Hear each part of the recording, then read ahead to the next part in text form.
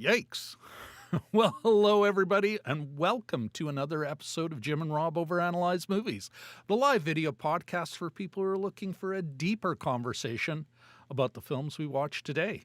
Got a banger for you. Let's get into it.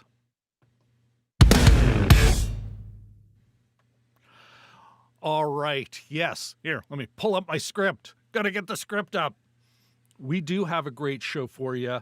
We're going to be looking, this will be my penultimate video on Andor. We're going to be talking about it, about the meaning of it, the politics of the show. And because of the nature of it, and because of the nature of the politics of the show, I've given Jim the day off, and I brought in a ringer. But before I introduce him, folks, of course, spoilers ahead. All right. And one more thing. If you haven't figured it out by the title, we're going to be getting really political here. And we'll be throwing around terminology you might be unfamiliar with. If you're watching live, feel free to ask us what we mean if we didn't explain it ourselves properly. And if you're watching this later, check the description. There'll be links to resources for the reading. And if you don't find it there, just put on a comment or throw something in the chat. We will get back to you. We'll follow up on that. All right, folks, enough of that. Not only is our special guest a big Star Wars nerd, he's a leftist, a political activist, and I have it on very good authority that the Marxist theory is strong in him, which of course makes him the perfect conversation partner for analyzing this amazing series. Let's give a big welcome, a huge welcome, to our very special guest, Fehr Massouf, or is known on the internet, Droid Liberator. How are you doing, sir? I'm doing great. Thank you for having me. Hey, thanks for being willing to come on and kind of being, let's say, dare I say, our Marx whisperer. I will say my last name is Maroof, by the way. Oh, Maroof. My apologies. All good.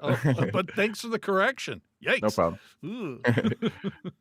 I will also, we've got a good friend, one of our regulars in the chat, Jelly Duck 100, Ahmed from our man in Kuwait City. So great to see you here, JD 100. Fehr, before we get into Andor, do you mind tell us a bit about yourself, how you became a leftist and how you became a Star Wars fan? My father was Syrian, my mother was Palestinian.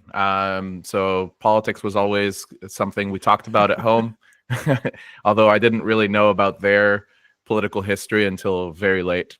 But for me, as a Palestinian, it really came through the question of Palestine, looking at, trying to figure out, especially in high school, I tried to figure out what would be a solution, what would be a way out, for my people, and of course, I found my way out of into internationalism and communism. Read about Che, read the Communist Manifesto, and basically, I've been a communist since high school as a result. Because at the end of the day, I could see no way out except revolution, and a worldwide unity really is the only way that Palestine will ever be free. How about when did Star Wars enter into into the picture? My dad was a huge film nerd himself. So he exposed us to films very early on. Very cool. So we had the family film nights and everything, and Star Wars was on constant rotation. So I don't really remember when I wasn't into Star Wars, honestly. Myself, I guess I should answer the question I gave to you, even for you and for those out in the chat. I know I have, of course, for a long time, watchers of the show, I have referred to myself as a Marxist. I am a red diaper baby. It's interesting, actually. Oh, wow. So here's your Fehr, you'll recognize this rag. But in the top right, in it, there's the revolutionary history of the Canadian Union of Postal Workers. I, of course, and these are both really closely related. The first picket line I was ever on, my father was an active radical trade unionist, and Marx was discussed regularly and positively when I was a kid. But I remember the first picket line I was on was the 1975 postal worker strike. My dad was a postie, plant worker, and you know what? I hated it. Fehr, I hate it, being on a picket line. That was like the postal workers were just hated by Canadians at the time. It did not stop them from going on strike. But crap was thrown at us. Couldn't stand it. I'm 8 years old. This sucks. But that was a big win. The old man got a lot of overtime, like wages went up about 30%. He had a ton of back pay owed to him because some of it was retroactive, especially for overtime. Big check. And guess what Robert got? Brand new hockey equipment for the first time in his life. All of a sudden, Rob's material circumstances changed, and while I can't say that I suddenly became class conscious, the analysis was not solid, I did realize, hey, going on strike could mean brand new hockey equipment. So probably my first experience with how radical politics, and especially labor action, can positively affect one's life. Star Wars, well, of course, I was 8 in 75. I was 10 in 1977. And so I remember seeing that movie in the theater and then for a whole summer nagging my mother until I got the $1.20, because it's 1977, to go see it again. And so 14 times in the theater later, yeah, I think that's where I really discovered a love of film. And I can't say Star Wars is my favorite movie, Fehr, but it's definitely, let's say, a definer for me as far as film goes. I'm just kind of blown away. I don't know about you, man. I don't know when you first saw the original Star Wars, but I'm kind of shocked that here I am now in my 50s and I have a worldview now.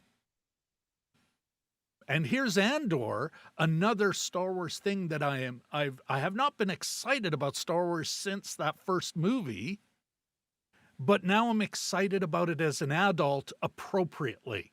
Does that make sense? Do you know what I mean? Yeah, I feel like Andor really kind of give it a whole new fire. Yeah.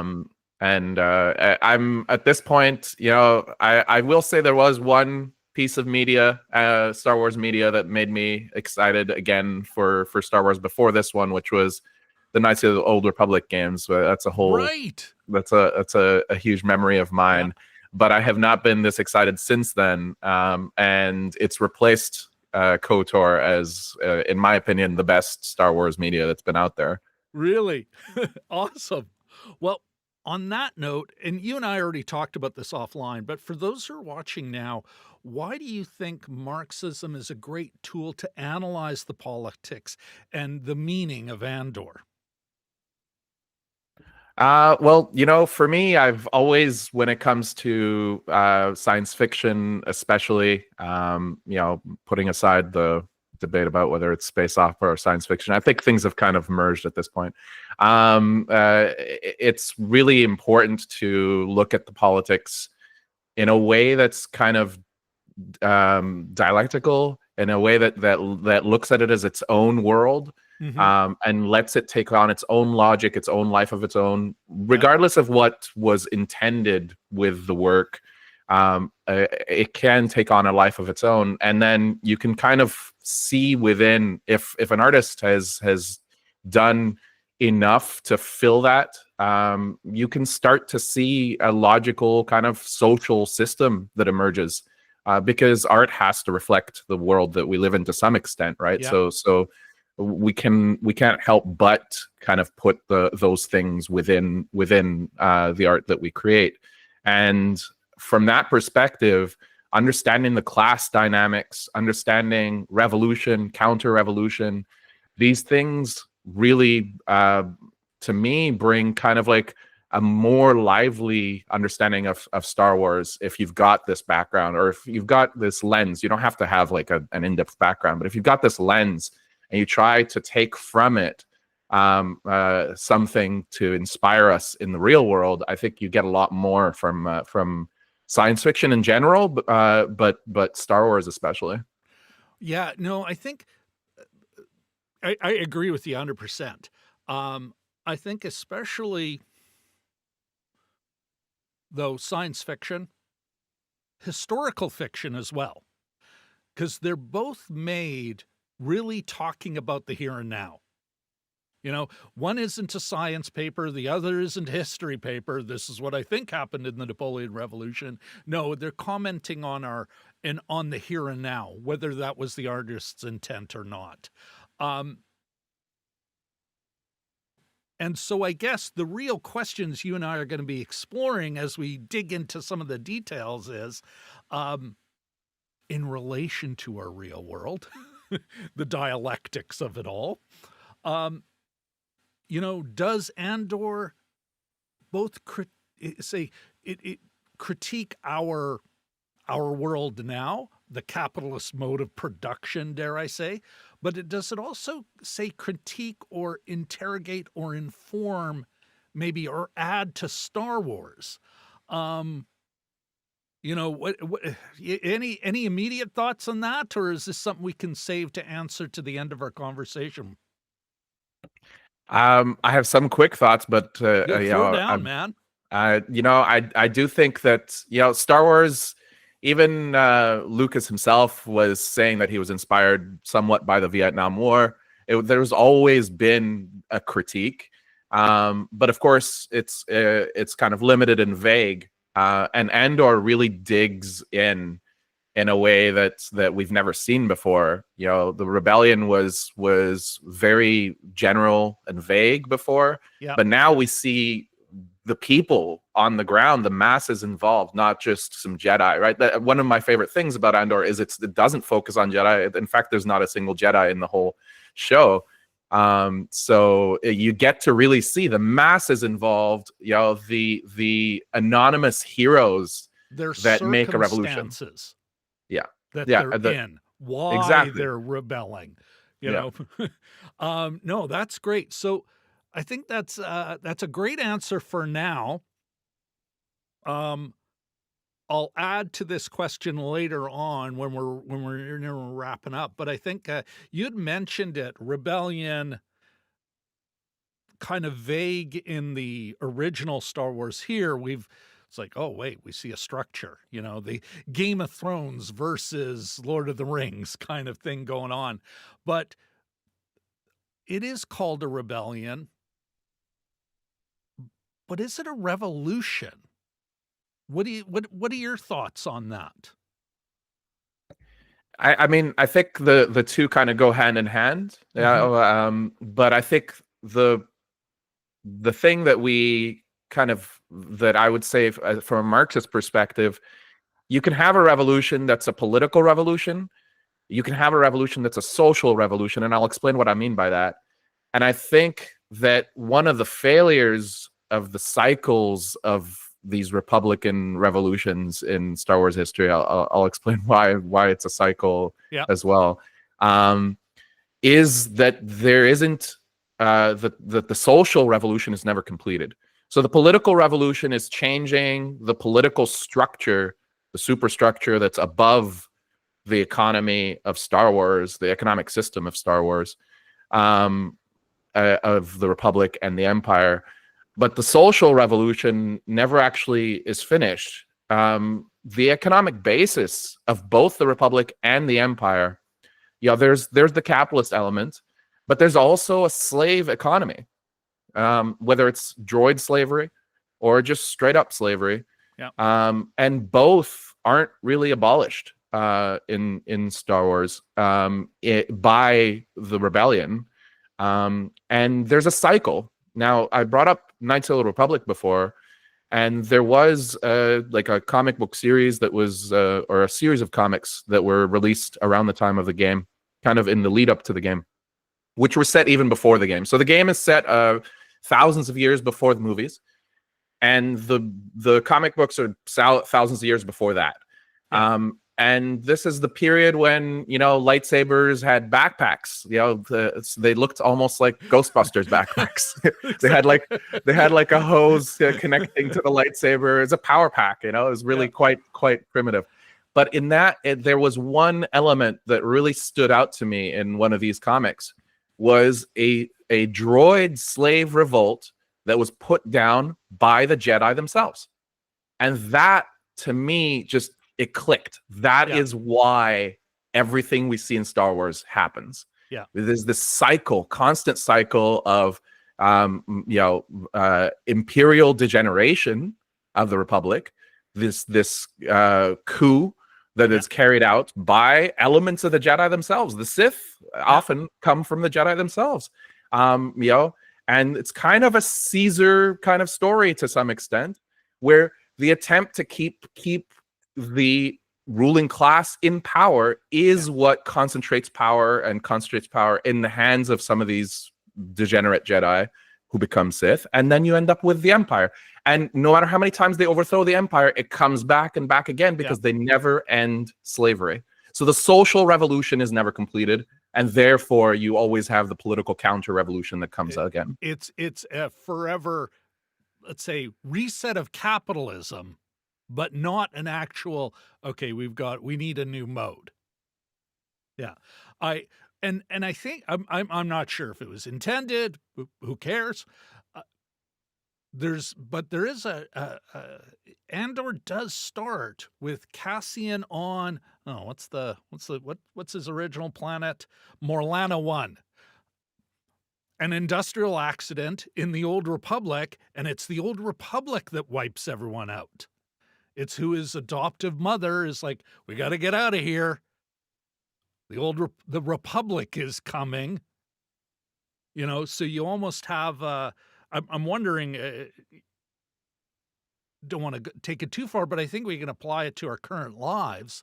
This scenario is what we're going through now. Like, in many respects, there's a conflict amongst the ruling elites where a more extreme element is trying to take over, but in part because they're dealing with their own crisis. You know? Yeah. Okay. Well, so I guess we're going to come back to this question, rebellion versus revolution. But thanks for that. I think it's a great way to start it. What do you think? Let's get into some of the characters and some of the places now. Of course, Cassian is certainly a good soldier. Great soldier. You know, but is, how do we put this? Cassian may be a great soldier, but do we think he actually read Karis's manifesto? What do you think? I'd like to believe he did. I'd like to believe that he listened to it.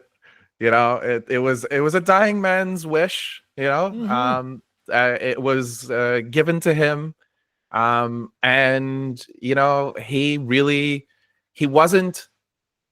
didn't get into this committed to the rebellion, right? Yeah, no, but as the show goes on, especially by the time of season 2, it's clear that he's in it all the way, right? Yeah. You know, in fact, the season finale of season 1, where he says, you know, either kill me or either shoot me or take me with you. Yeah.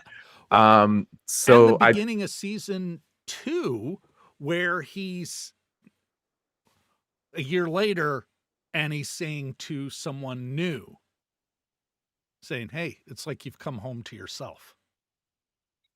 Yeah, exactly.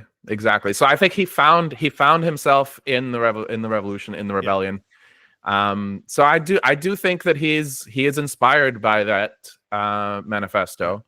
I don't know if he's rereading it, but but he's read it at least once, and he was definitely won over by it. Yeah.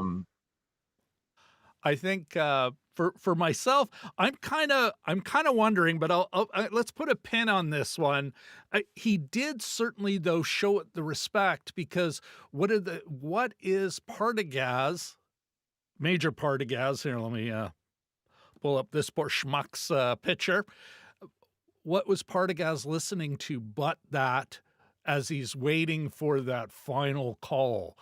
You mentioned Caesar, and you even recommended a book to me, link in the description, about the class struggle in the late Roman Republic. Here is a guy who's like, oh, I think I have to follow my sword. But what is he listening to? He's listening to Karis's manifesto.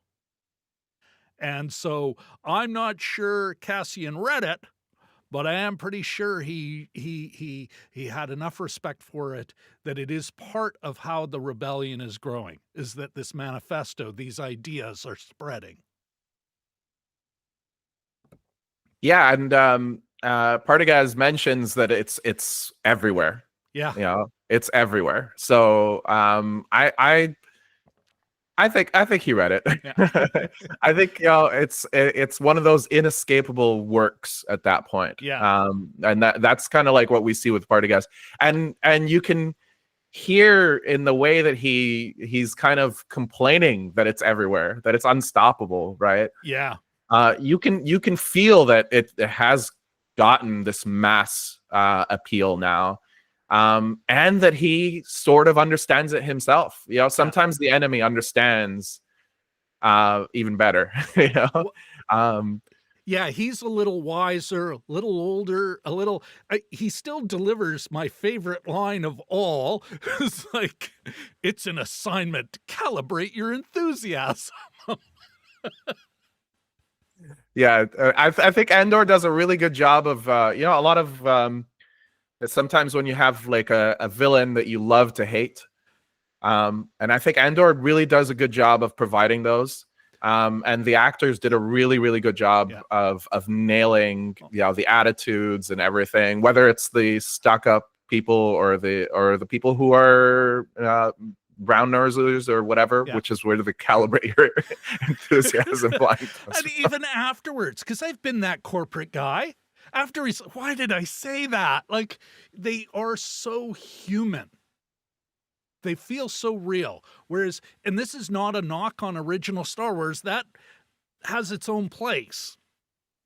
But here, I think it's about everyone gets enough time that you feel, I know these people. Heck, I've been that guy. I want to be that guy.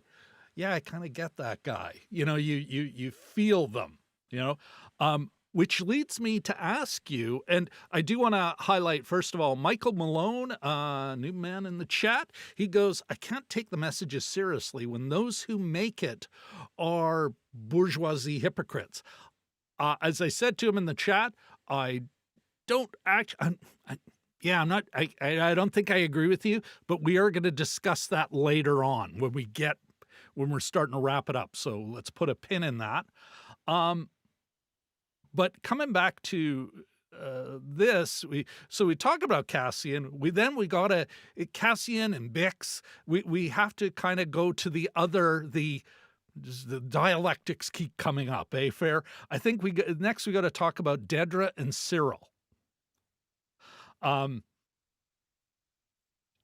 They are so human. I do think they, in their own weird way, they do love each other. And they have been damaged as much as everyone else. As much. I'll throw that out there. As much as anybody else, they've been damaged by the Empire. What do they suffer from a Marxist perspective? Is this false consciousness in action? What do you think? Well, I mean, if you're asking me what their kind of class character or whatever their class relationship is, these are petty bourgeois officials within the empire. He's himself. Syril is starts out kind of reminding me of a mall cop. Every CP rail cops, or a municipal cop, or something. Somebody who's way too up on the authority and gets off on it and actually gets in trouble because of how intoxicated he is by the tiny amount of authority. There's a reason why he's never been recruited properly for the ISB. It's like, exactly. You're many meetings and a disciplinary hearing later. Exactly. And I will say, like, in terms of these characters and all of the villains in Andor, I feel like the humanization that you're talking about here, the fact that these are real people and everything, really undoes one negative that has existed in Star Wars, which is, we're talking almost this kind of like fascist, this Caesarist degeneration, this dictatorship, right? Yeah.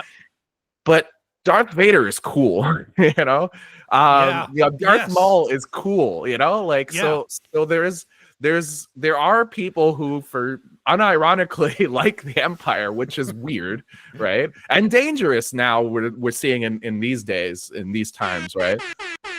So this show makes it so that there's nobody on the Empire's side that you can actually think is cool. Like, there's nobody you can like or want to be, which I thought was amazing. That's one thing that they did really, really well. These are losers with a lot of power. Without those stripping them of their humanity. Like, there's a couple of wonderful moments, like when Dedra puts the worst mother in the galaxy in her place. I'm like, good, get her. Yeah, exactly. When the two worst people are fighting and you got to pick one, Yeah, I think I'm on the right side in that fight. Yeah. But at the same time, like, of course, I mean, geez, you get domestic violence. Yeah. You know, this in what otherwise in any other show you'd be like, good choker. Now it's like, oh, this is, Yep. you know, because it's so real. But then speaking like, because choking, I really did thought it was, oh, that's when she gets Darth Vader on her, you know. But she has the moment where it's all over in Gorman.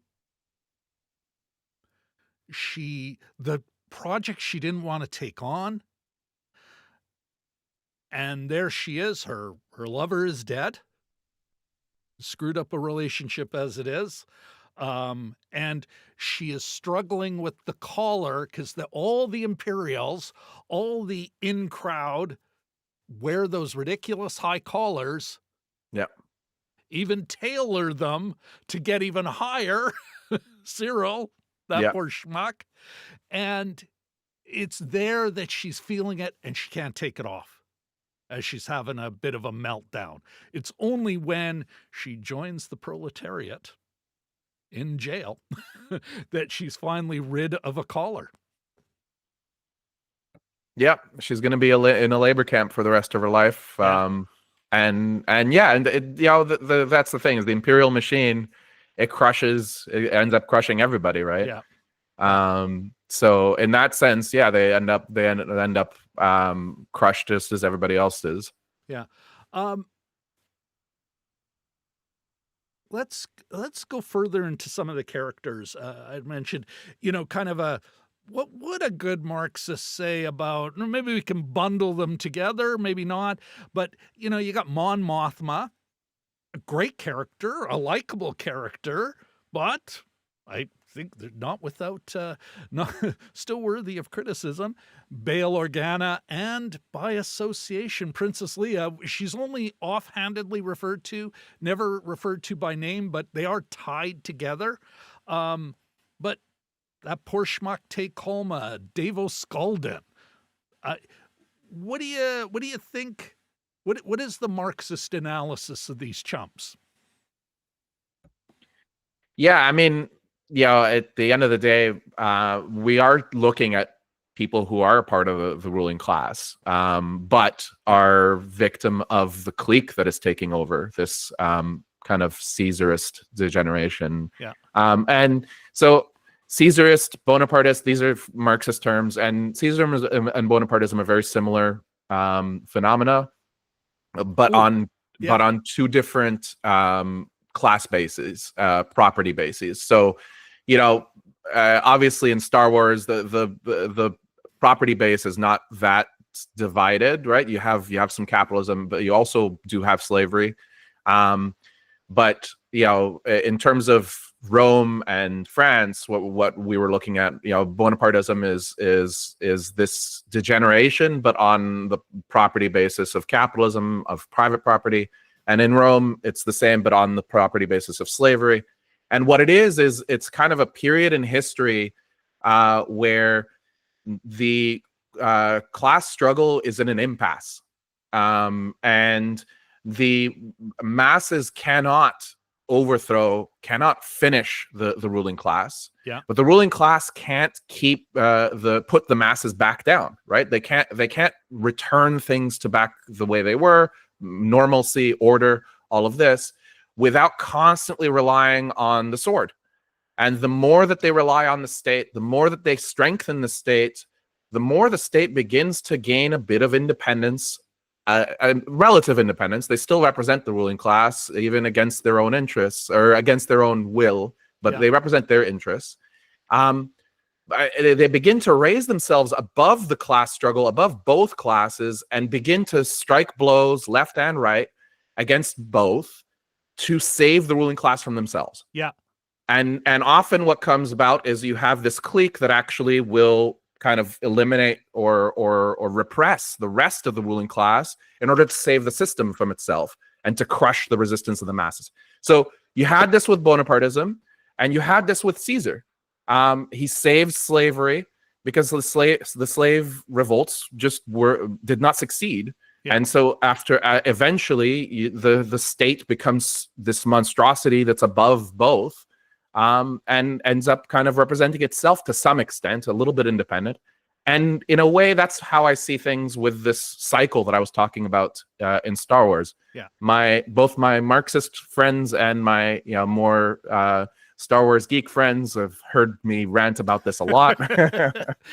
Which is why you're recommended to me. Yes. Joel was like, yeah, I know exactly who we should talk to. I got a guy. But yeah, so this is at the end of the day, people like like Princess Leia, Mon Mothma, all of these people, they are a part of the ruling class that have lost out of this new regime, right? Yeah. And they do want to overthrow it, but they don't want to challenge everything that created it in the first place, which is the entire economic basis of their system. I want to keep my castle. Yeah, exactly. I mean, it is a nice castle. Keep the droids. Nobody except for Rey. Rey is the only person I've ever seen liberate a slave droid in Star Wars. Never else. I will say though, here in this one, it was only after, so in my rewatch, after you and I chatted before we even locked into this, I was like, okay, I got to look at this again. And B2, what I referred to as the comic relief bot, I was looking at all of them have to convince him to do something. He is not just a character, but a character with real agency where the others go, this is why we need you. Can you please not do that? And even he is like, can you stay here? It's all right. I'll stay one more night. Okay, for you, And so I think here they're trying to find that point. They still got to fit canon, the demands of canon. But I think that even within this K2, well, that could be a whole episode in and of itself. But even K2, he kind of gets ordered about, but more like another soldier. Just flick the switch. Can you, but never, at least not by his, let's say, peers. Not by Melshi, not by Cassian. The general, well, generals do what generals do. Like I do think like every other leadership prick. I do think, you're right. B2, K2 do seem to be kind of free, within the ranks of the rebellion. At one point, because I was rewatching Rogue One as well after I finished Andor, because of course it's to me it's like the series finale. Yeah, exactly. It's actually been elevated so much by the show. You have to watch it after the show. But there is this scene where I forgot her name. The main character, Ray or Jin? Jin. No, Jin. Yeah, Jin. Hands him a gun and a blaster, and he says, you keep surprising me. But yeah, he kind of sacrifices himself for them, and it's clear that it's voluntary. And even at the end of Andor, in the final couple of episodes where he goes in without orders, to save them. So yeah, I do think that there is some of that. I made a path. Yes. Another great line, another great delivery. And absolutely totally saves their doomed asses. They were done. Yeah. They were completely done. Yeah. So I do think you're right. These two, the Andor, Rogue One definitely do treat droids much better than we've seen. And we don't see any restraining bolts or anything like that. Yeah. There's definitely that. There's, let me, before we get into the, we got to get to the good guys. And I do mean the air quotes. I did want to ask you, what do you think about Tay Kolma? Oh, and that's not this guy, nor that guy.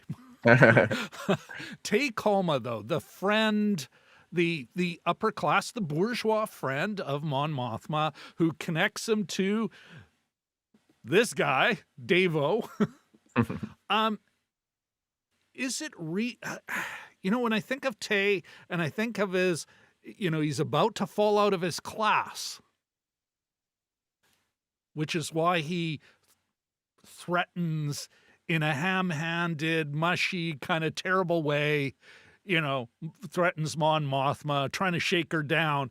But I'm thinking, it's like, that to me, that seems to illustrate the nature of capitalism, that even though you have class interests, especially at the top, they're still competing hammer and tong with each other, and that, the way I've always described it on the channel, Fehr, is it's been like an owner, and this is a gross oversimplification of class struggle.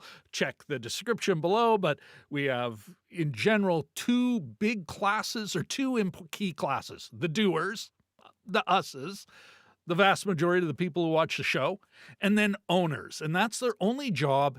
But the thing is, every morning they go, I own this much. I got to own more by the end of the day. And not just more, and that can only come from other owners or from the working class, from the doers.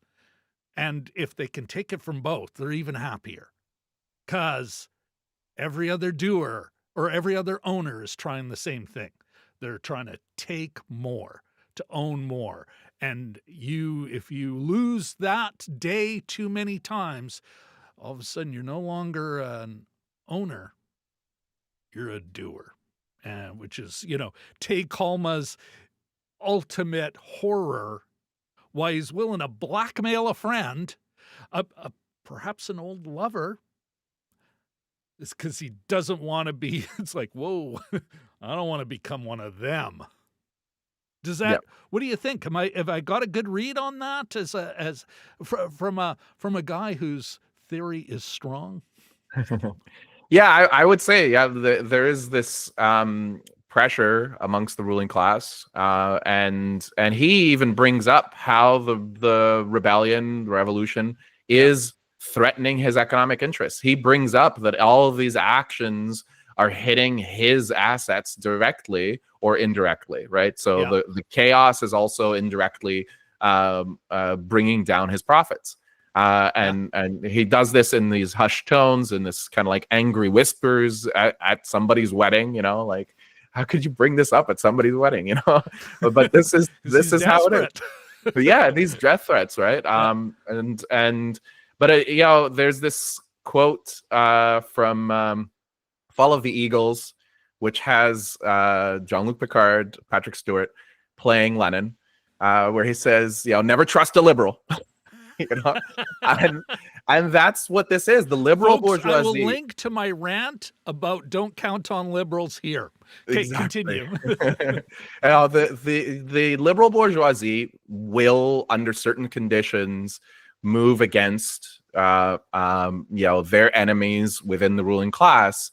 And they'll even, when they don't think we're a threat, they'll even be willing to fund or sponsor or create space for genuine resistance until they realize it's genuine. Yeah. As soon as it begins to threaten the economic basis of their power, yeah, exactly.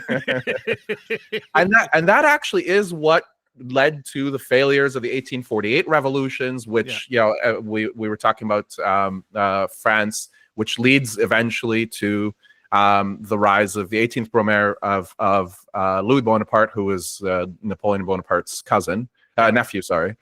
But they end up turning against the revolution when they realized that the first thing that people wanted to demand when they were hitting the streets was an 8-hour day. Yeah. It's like, wait, no. Actually, we'd rather the monarchy. So there's got to be some other alternative to this insanity. Exactly. So this is in my opinion, this is what's happening here. So it isn't that there aren't any members of the ruling class that will go with the rebellion. They do, and that is what we see. But they are fickle allies. Yeah. And that's why you see Tay turn against the rebellion so quickly. You know, it really didn't take much for him to turn against the rebellion and to threaten and then he was dealt with. Right. You know? Yeah. Well, and speaking of dealt with, and speaking about this, the Mon Mothma, Vel, her cousin, Bail Organa, Davos Skulden, all these folks, I think that now's the time to talk about, well, of course, if I was a younger man, I would have totally had a celebrity crush on her, but I'm a grown-ass adult. I'm interested in what you think, and where does Luthen and Kleya, you know, where do they fit here? Like, how do you analyze their position in this revolution?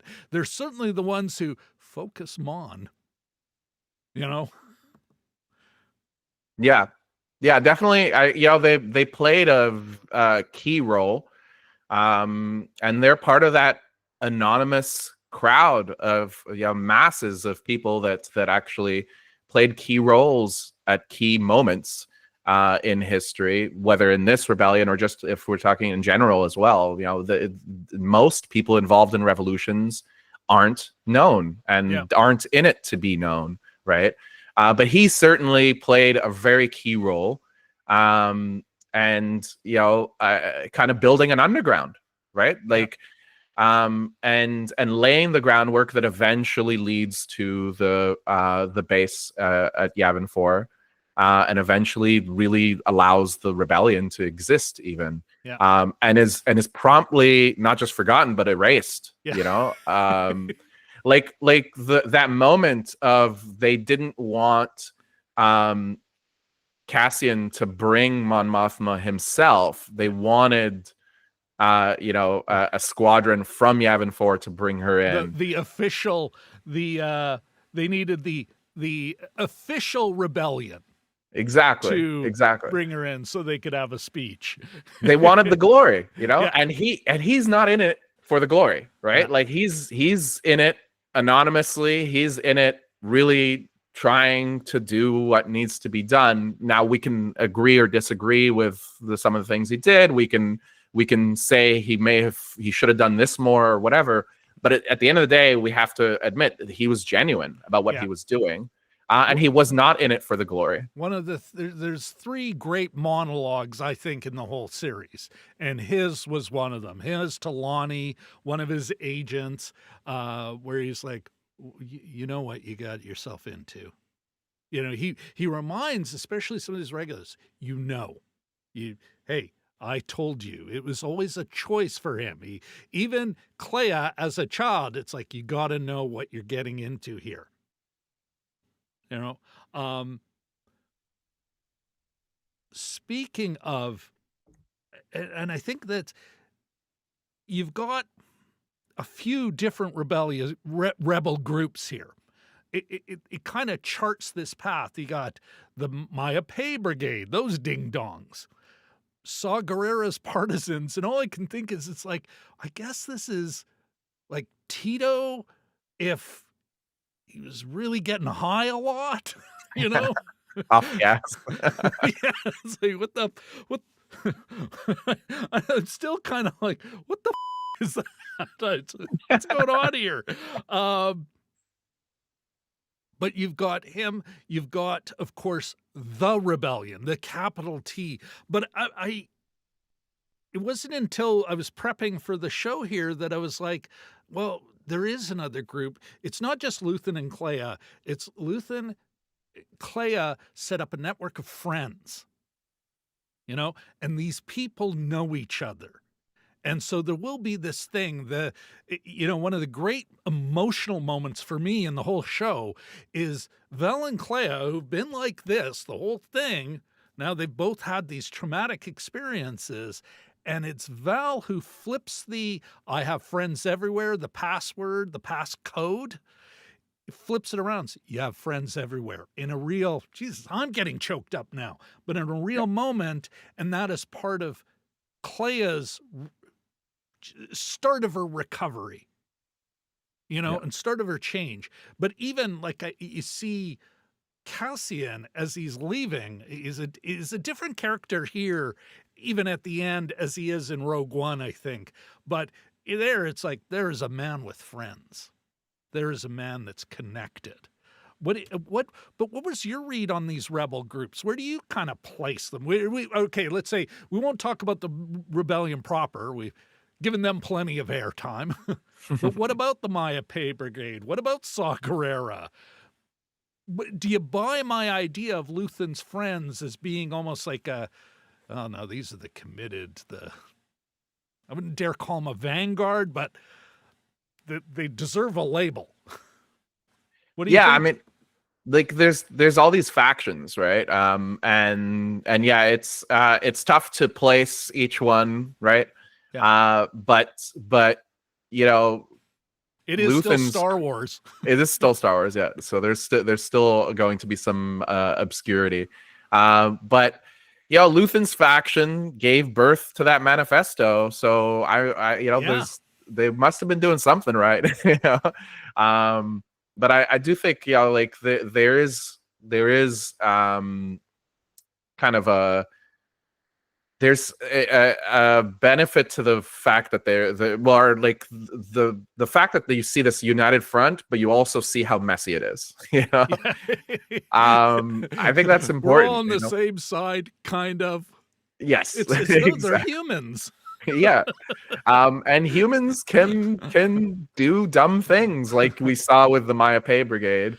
I still don't know what the hell was going on there. Like they lost track of each other, and then they shot another faction's pilot on their mission. It's really quite a mess, right? Yeah. But that's a real thing, that happens in history, that different factions sometimes there's a breakdown of discipline and a breakdown of communication and a loss of sight of the greater goal, right? Like as soon as you lose momentum, that's when you're most dangerous, where there's the most danger of losing sight of the greater goal, and you have this degeneration, which is what happened on that planet with the Maya Pay Brigade. Yeah. Well, and this is where I kind of, it's the Maya Pay Brigade. So it's definitely about an individual. And so you can almost say it's like, here, this is what happens when you don't have a theory, when you don't have, because, you have a theory, something you brought up off screen. It's not about you. We'll get to the other half of that soon enough. But in the Maya Pay Brigade, regardless of where they were coming from politically, according to the canon geeks, they were neo-Republicans. But you don't see an actual theory there. We're the rebellion. Maya's gone. Who's in charge? Yeah, you don't have a proper structure. You don't say, hey, everybody, heaven forbid something happens to me, this person is. You all know who my second is. They didn't know that. And so, of course, you get, idiocy. Because there's a comic element to it. Yeah, people are getting shot. It's not good. But it's still funny. Yeah, it was quite a hilarious interaction for me. And yeah, you're right. There is this kind of, and that's a danger of any kind of isolated work, right? Because a lot of these factions are not really connected to the masses in any way. And I would say one of the despite being underground, I would say one of the kind of positives of Luthen's group is they do seem to have some connection to the masses, maybe kind of forced upon them by events, right? But they are actually on the ground during revolutionary events, not just rebellious actions. Whether it's Stone and Sky, with on Ferrix. Right? And yeah. Which is still, though, like, it's kind of funny, and I think it is important, regardless of where you are politically. But if you're a leftist, an honest to God leftist, you have a class analysis, you think about and you analyze revolution. I think that episode is perfect. Where here is this. We've got where he is at the top. He is this spy master, this mastermind, and it's like, there he is, literally watching revolution happen that had nothing to do with him. Why is he there? To go shoot someone. He's there. He's got him and his people. They're not there to help these people. They're there to kill somebody who knows something. And I think that's just such a great moment. Now, of course, Luthen, because he is on top of it, he does recognize what's happening. He's like, yeah, you know what? We can change course. Does that make sense to you? Like, yeah, he's definitely got his finger on the pulse in that moment. It's basically just everything has changed, right? Yeah. And sometimes as revolutionary communists, we say, Marxists don't make revolutions. Capitalism makes revolutions. Marxists win them, right? And that's what it is the system squeezes people to such an extent that at a certain point, this is the dialectics once again, at a certain point, you reach a tipping point, where just that volcano explodes, right? And that's what we see on Ferrix. That's what we see as well later on I forgot the planet's name, with the spiders. Gorman, yeah. The Canada. Yeah. and in both these cases, I think that's something that's really I love about this show is actually what we've seen is the first and second and only general strikes we've ever seen in a Star Wars piece of media. On Ferrix, they don't call it a general strike, but that's what it is. Right. And on Gorman, they literally refer to it as a general strike. And so the class is there, the mass movement is there, and that's what's been missing in Star Wars from the beginning is mass movement. We've seen the Jedi, we've seen the rebellion, but we never saw how the masses take power into their own hands or attempt to. Of course we know that isn't a complete takeover of power by them, which is why things aren't finished off. But that is something amazing to see in Star Wars. Yeah. And amazing to see in a North American made pop culture. I think this is a great time to maybe, I suspect we could go on for this for hours, but we both have lives to return to.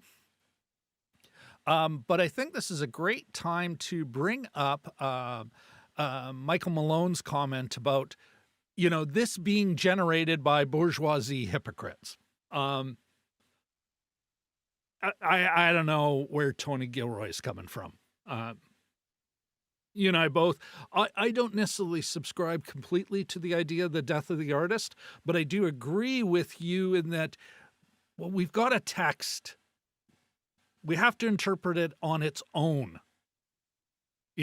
We can talk about the makers, but we also have to just look at what we've got in front of us. That's where we need to start. And so, you know what? Tony Gilroy may be a bourgeois hypocrite, or he could be a guy who's just a Luthen-esque closeted dude who goes, wow, I can slip this one in. Probably not. But Disney making this, I think that's the more interesting question. And what does you as a Marxist, as a revolutionary Marxist, as a Marxist revolutionary, how do you interpret that? I do think of the Marx quote of, hey, you know what? The last capitalist will hang is the one who sold us the rope. But how do you interpret this? How do you look at Michael's legitimate comment, and interpret this thing that came out of capitalism? Like, Disney wasn't going, oh, we got to start the revolution. Yeah. I think when it comes to art, we have to be we have to be careful about how we use our politics to analyze it. Because at the end of the day, we live under capitalism. And this kind of art, it's just not possible to create anything on this scale without the involvement and the sponsorship of a capitalist, right? Or the capitalists, right? And so there's always going to be that element of like, yes, but the capitalist class are the ones that produce this, right? Unless you're doing something very, very small scale, that's always going to be the case. And it's been the case throughout history, and it won't change until we actually overthrow the system and we have a society that's made by and for the vast majority of society, right? Yeah.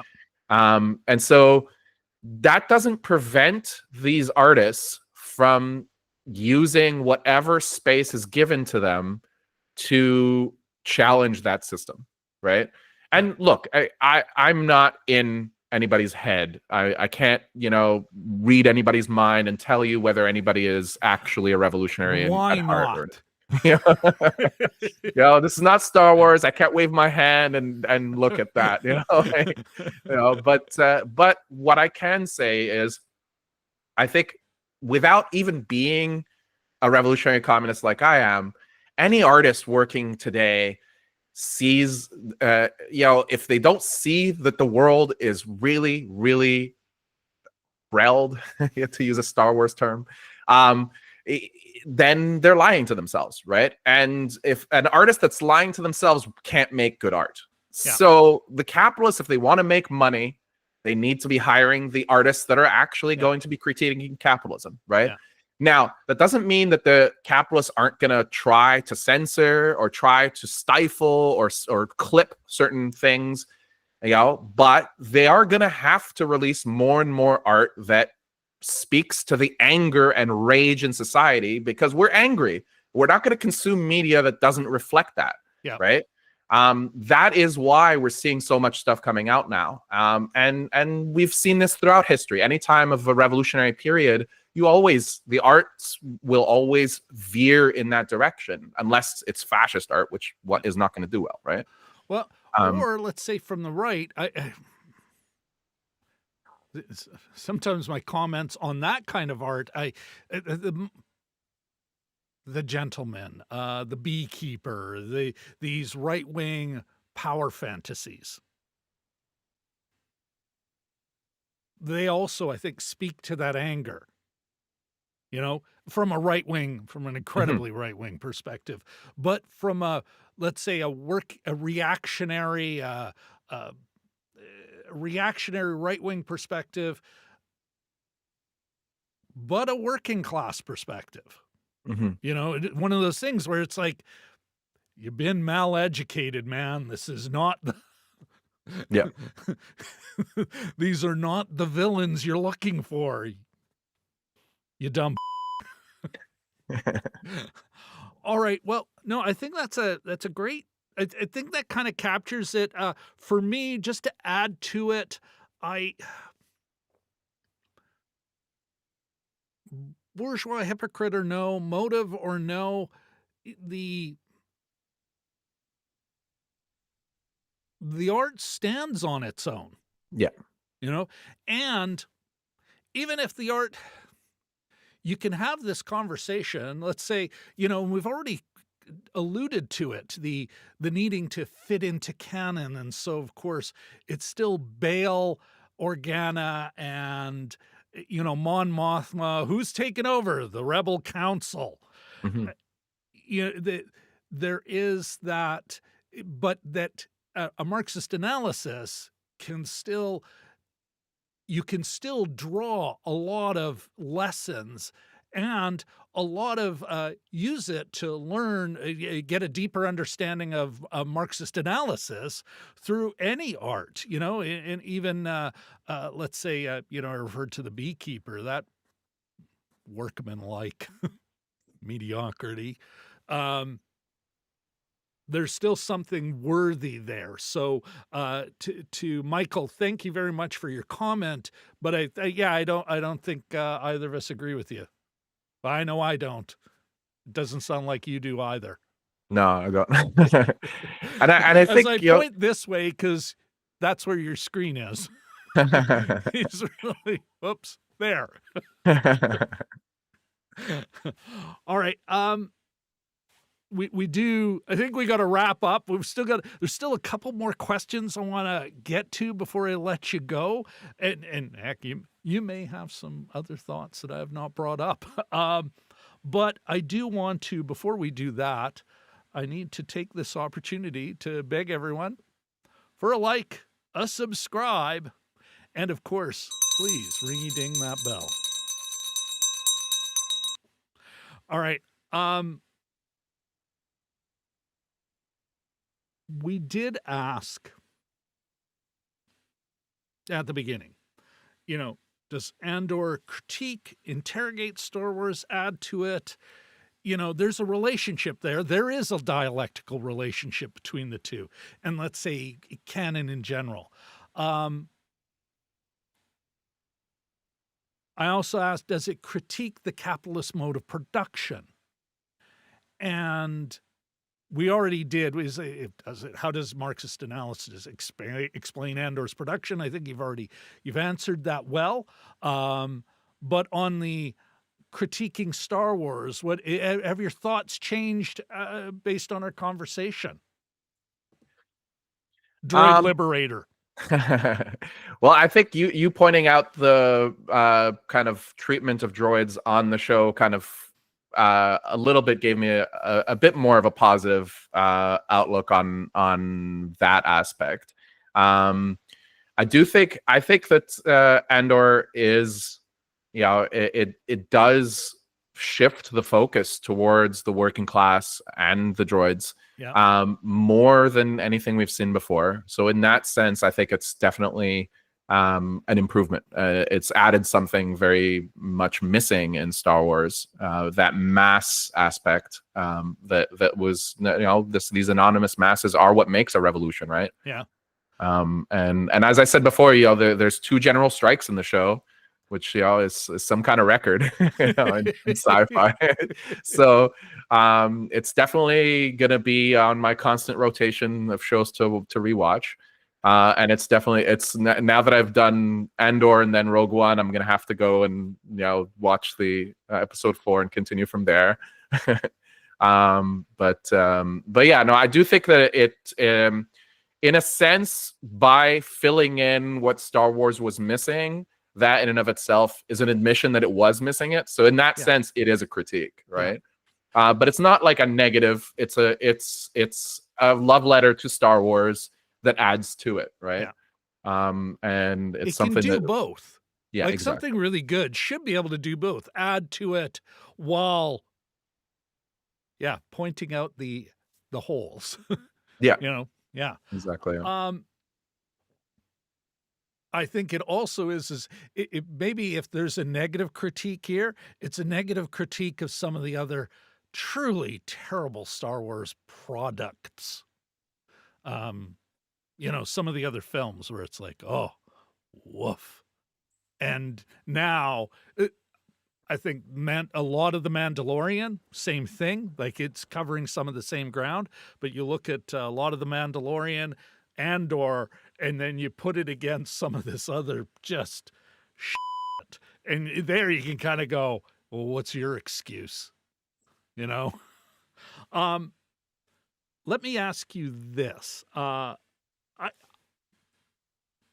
So of course, as I've talked about this, every film Jim and I have ever talked about, I talk about the log line, the actual action line, but I also talk about the emotional one. It really kind of talks about the key, usually the key theme or what the story's really about. The original Star Wars, of course, that's callow youth leaves farm, grows up. He becomes a man. He was a boy. I want to go to Tashi Station, pick up some power converters too. I can shoot that. I can go get that. I'll make this happen. Here, for me, I look at this. I think about the emotional line, and I got to admit, for me, Fehr, we start at the beginning, and he is truly alienated. And I mean that kind of Marxist idea of alienation. That's what it speaks to me.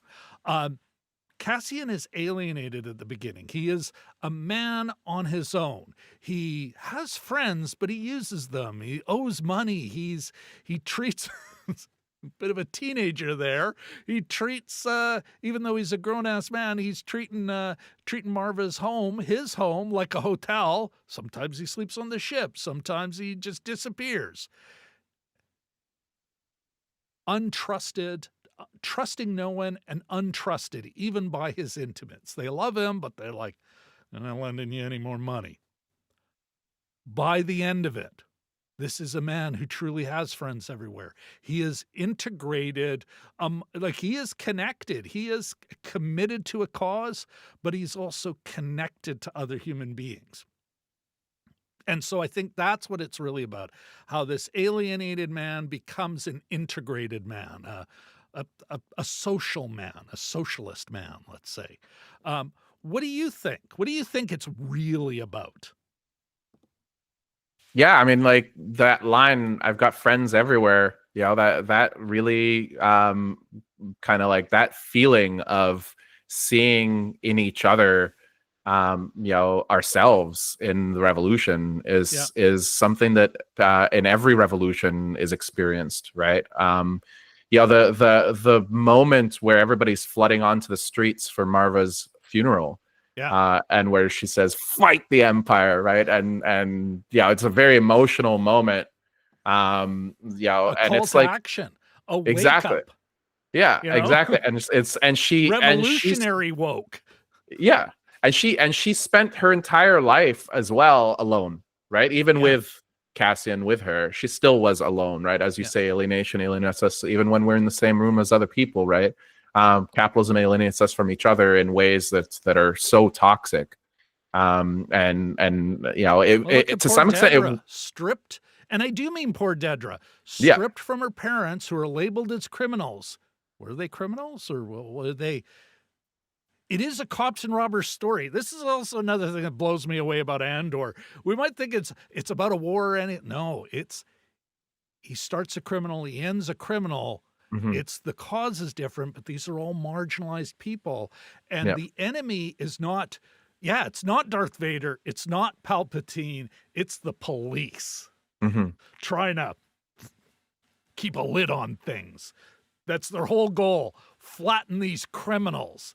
But Dedra, what was their crime? We never learned that. She's put in an Imperial Kinderblock, which she still seems to live in, because you look at her and Syril's apartment, and it is just like the prison. It is a nicer, bigger cell, just like on Narkina 5. What's the difference in their living arrangement?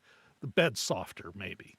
Yeah, and Narkina 5 is another example of that breaking through that alienation, right? At the beginning, you know, he's asking how many guards there are on each level, and Anto is shut up, do your time. Exactly. He does not want to give an answer. He just wants to get out. He's like counting his days. We're all on our own. Do your own time. Exactly. And each person is thinking of themselves. They're just thinking of how they're going to get out once their timer is up, right? And they're all staring at the timer. And that's what capitalism, that's what class society does to the exploited class. Is it forces us to just look forward, don't look at each other, don't look at the crimes and atrocities that are happening next to you, just step over each other's bodies and move forward. And you're going to get your own eventually, but you don't get your own. And eventually what happens is, when that realization sets in that it's all a lie, that there is no way out, there's only one way out, right? And that slogan in that prison was just, it was beautiful to have that happen, where just they're chanting one way out. And now all of a sudden they're not individuals. They are a mass. And as a mass, they're unstoppable. And that is what revolution is, right? Is this realization that we are together and we outnumber them. Yeah. Only 12 guards on every level. Exactly. That's it. We can get them. Well, and that, you talk about Rome. at its height, you know, in Romano Britain, in Rome's Britain, less than 5% of the population is all you needed to control Britain. You know, we're Romans and Roman magistrates, the power structure. There's not 5% were soldiers, just 5% were in charge. All it was required to keep everyone down, you know? Yeah. And they just make it seem bigger. You know, the power is omnipresent.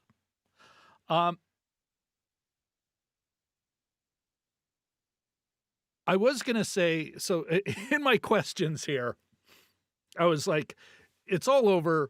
What lessons can we draw from the show? How can we apply it to the here and now? Two, as Marx put it, change it. But I'm going to change that question, sir. I want to say, if we look at the thumbnail here, one of my favorites, by the by. Brilliant.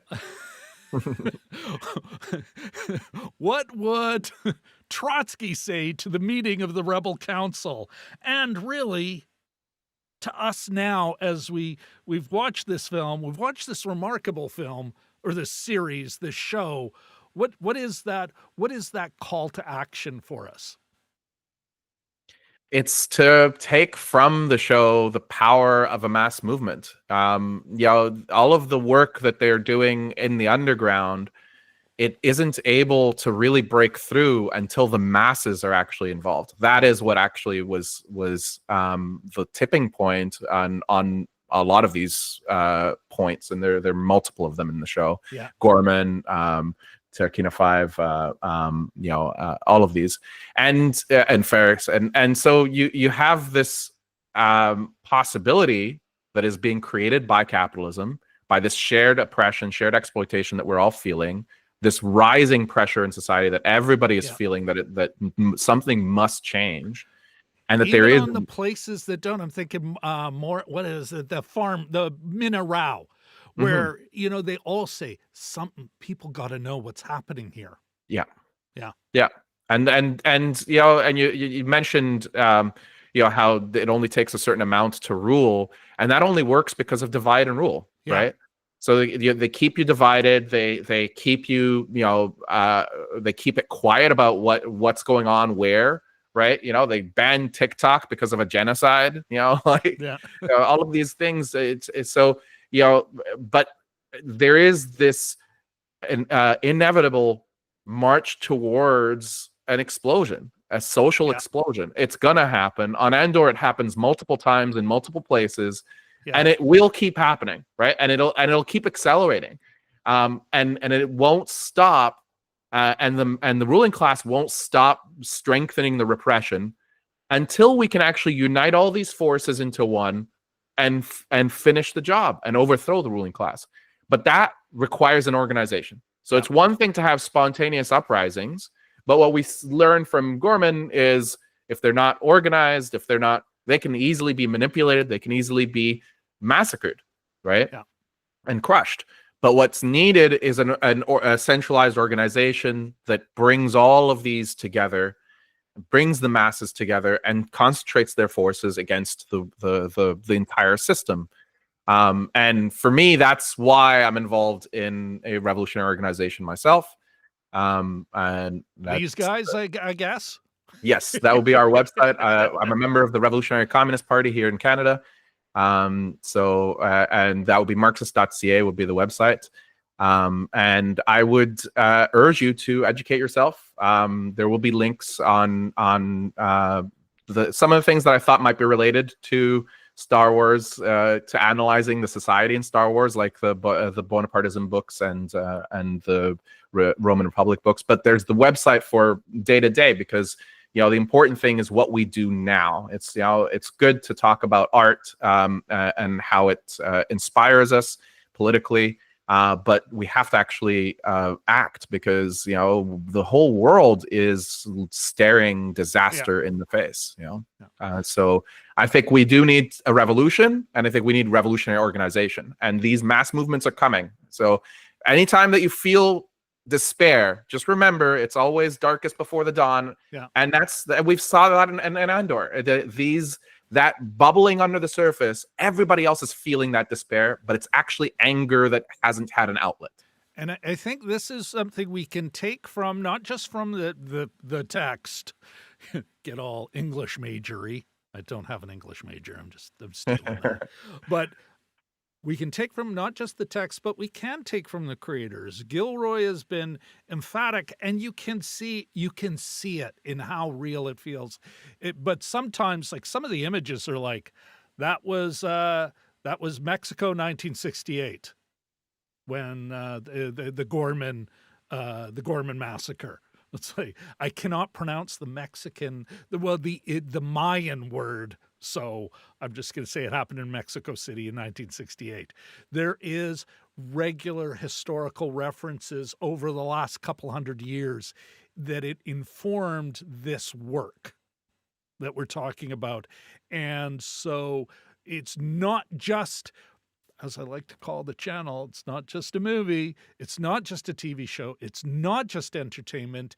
This show is basing it on things that have happened, and as you say, continue to happen, and until something really changes, will continue to happen. All those links you talk about, Fehr, thank you very much for them. I have that, and then some in the description. Of course, folks, if you are watching this later, feel free to comment below if there's something you don't understand. Either if I can't answer it, I'll reach out to Fehr or other people in the know who will be able to come back and comment on that. But this comes back to, I agree with you, Fehr. You'll have to have some community action. It can't just be online. It can't be just, you got to do some stuff, got to go to the rally. You got to be part of movements in your community, in part because, and I think Andor really speaks to that, is that I always come away from a meeting feeling better. I may be more passionate about it, but unlike doom scrolling, I come away feeling connected. It's like-minded people. Most of the time we're eating, we're talking, we're jawing. At times I'm overpaying for this rag. Smart remarks aside, go subscribe. It's worth it. That is important, but of course, you got to take action. It should be in a group. It should be with other human beings, just for your own your own heart. At the same time, I think, and this is one of the great things about this conversation, what I'm trying to do on the channel here, and why I really appreciate you coming, Fehr, is it is so much about education. This is where I will say, and I kind of get why, Fehr, but I would argue that Andor did not do his reading, or not as deeply as he could have, because in the end, I can understand why politically, Mon's got to go back with Gold Squadron so they can have the big show that the official rebellion is strong and look at what they did. And even later when he says, listen, I'm the one who rescued her, and they're all like, okay, point taken. Let's calm down now. Why does he get, why does Bail kind of give him some slack all of a sudden? It's like, oh, right. But in the end, what does he say to Mon Mothma? She's like, I don't know how I can thank you. She says, make it worthwhile. And I'm like, dude, I think of the spirit of 1968, those... when the Communist Party was coming back to French workers, who had welded their bosses shut in their office, and they're like, we got you more pay. And they're like, we don't want more money, we want the plant. And that is where I'm like, it's a minor criticism in what's got to be one of the shows I have not been this excited since maybe when I was 10, 1977. But there it's like, oh man, you could have had the plant. You could have at least said, I want the plant. Anyway. Yep. Is there anything, before we properly wrap it up, I talk about your socials, Is there anything else you wanted to add? Yeah, I mean, I did say that I think that he read it. You're right that I don't think he read it enough. You got to reread, right? Like it's one thing to Yeah. read something, but like some people are like, oh yeah, I've read the Communist Manifesto before. Okay, when? 10 years ago, 15 years ago? Did you feel as angry against capitalism as you do now? No? Then go back and reread it. Yeah. Go back and reread it. You'll get a lot more about it, right? So the same thing with Andor, right? Like, he may have read it once, he may have skimmed through it, or he may have had it playing in the background while doing something, but he wasn't paying attention to it, And you're right. At the end of the day, that is what's missing in the rebellion. Is there isn't this, everything that we talked about, all that mass movement stuff, doesn't actually end up really being expressed in the organizations that they have. Yeah. They don't have a cohesive ideology, and they don't have a goal to overthrow the actual economic system that they're facing. The closest they have is Saw. Yeah.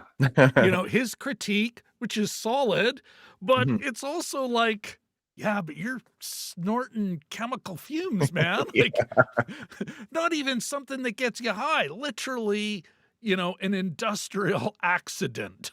Just burning your lungs Yeah. for no reason. What It's like we're burning like the revolution. Like, no, but you're just off your rocker now.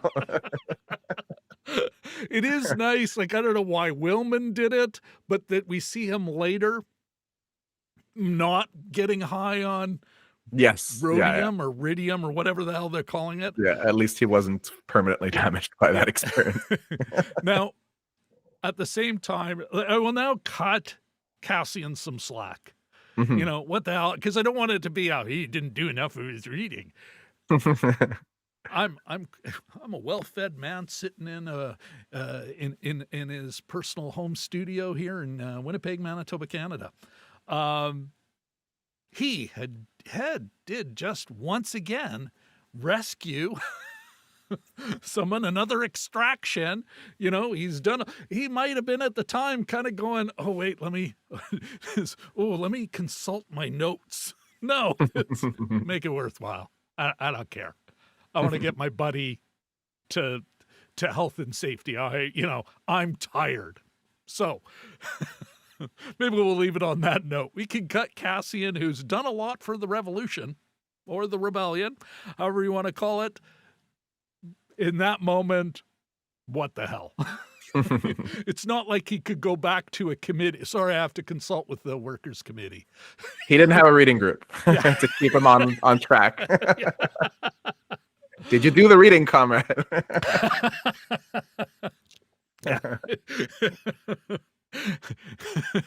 Comrade Andor, no criticism of you, of course, personally. We're in solidarity, but I would like to refer to Comrade Karis's wonderful treatise on this subject. All right. Well, listen, I do want to shout out in the description. You'll find a link to, of course, yes, to all those resources, including the Marxist.ca website. But there's also, if you do want to follow Droid Liberator on social media, go for his shorter hot takes. You can find him on at Droid Liberator, on Twitter /X, on Threads, on Instagram. Is there anywhere else, or does that pretty much cover it? Fehr? That covers it. I appreciate you having me on. Oh, listen, man, thank you. Listen, stick around. We'll chat. We'll just have a quick chat in the digital green room. Now, for everyone who came, for everyone who showed up on in the chat, including Jelly Duck 100, Michael Malone, even Mark Trouble, who apparently is not a fan of revolutionary Marxists or Marxist revolutionaries, I still appreciate you coming to the chat. Engagement's always good, baby. All right, on that selfish note, I will say goodbye, everybody.